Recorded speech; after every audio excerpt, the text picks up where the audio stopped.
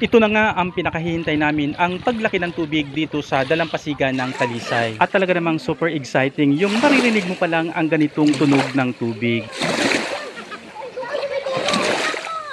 Napakasarap naman talagang namnamin yung dampi ng alon sa ating mga paa habang naglalakad sa dalampasigan ng Talisay. Ito talaga yung nakakasabik dito, yung presko yung lugar at nakaka-relax. Lalo na't makikita mo yung napakalinis na tubig at crystal clear water. Ang kaakit-akit na blue-green na kulay ng tubig.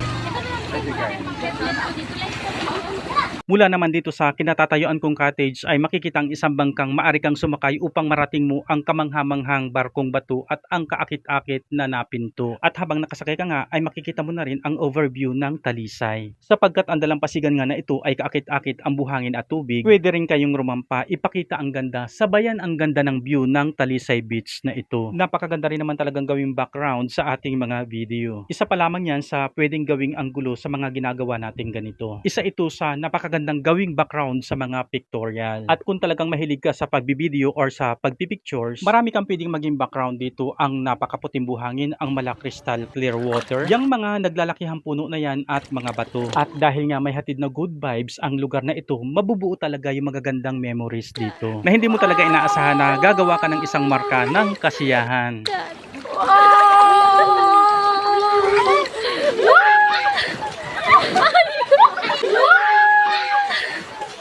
At ito na nga, patuloy pang lumaki yung tubig at talagang mas lalo nating makikita kung gaano kalinaw ang tubig. Ito na nga yung sinasabi at ipinagmamalaking crystal clear water. At talaga namang yung mga buhangin at bato ay makikita mo sa ilalim ng tubig, napakalinaw. At mula nga dito sa kinatatayuan ko, tabi pa lang ito ng isang side ng Talisay, makikita ang mga malalaking bato na ito na kadalasang ginagawang background sa mga pictorial. Ang bahagi namang ito ay hindi mabuhangin pero dahil sa hatid na linis, ganda at linaw ng tubig ay maraming naliligo. Sobrang linaw talaga ng tubig, napakasaya ng batang ito. At muli nga natin pagmasdan ang kalakhan ng dalampasigan ng Talisay. At mula nga dito sa kinatatayuan kong bato ay matatanaw ang mga cottage. Ganon din ang napakaputing buhangin at ang mga punong nagbibigay lilim dito. Ang kaakit-akit at napakalinaw na tubig. Ang kulay green na tubig mula dito sa tabi. At ang blue water na yan na talagang nagbibigay attraction sa Talisay Beach na ito. Talaga namang kaakit-akit at kahit saan ka magpunta ay kaakit-akit ang tubig ng Talisay. At ito nga ang iba kong mga kasamahan ay naakit na maligo dito sa mabatong lugar ng Talisay. Bakit nga ba sila naaakit dito? Ang mga bato dito ay may mga maliliit na ukit na animoy mga kuweba. Dito sila naakit at nagugustuhan naman talaga nila ditong mag-picture at mag-video. At paano nga bang hindi ka maaakit? Pagmasdan nyo kung gaano kalinaw at kalinis ang tubig kung maliligo ka dito. At habang naliligo ka nga, tulad ng sinasabi ko, ay naliliman ka ng mga punong yan. Ito nga yung ipinagmamalaki ko dito na ang dalampasigan ng Talisay ay talagang nalililiman ng mga puno. At dahil nga sobrang linaw ng tubig, kung kaya makikita mo kung gaano kasaya ang batang ito. Sobrang enjoy talaga siya at feel na feel niya ang paliligo sa tubig na ito.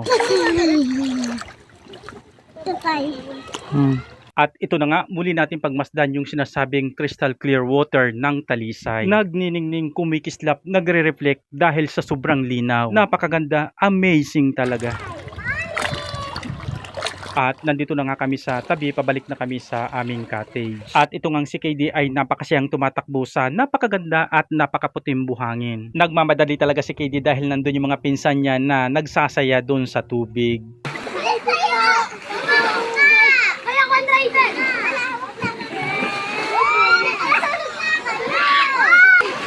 Sobrang saya naman talaga ng mai-experience mo dito sa Talisay Beach. Bata ka man or matanda, mararamdaman mo yung hatid na saya, yung good vibes ng lugar na ito.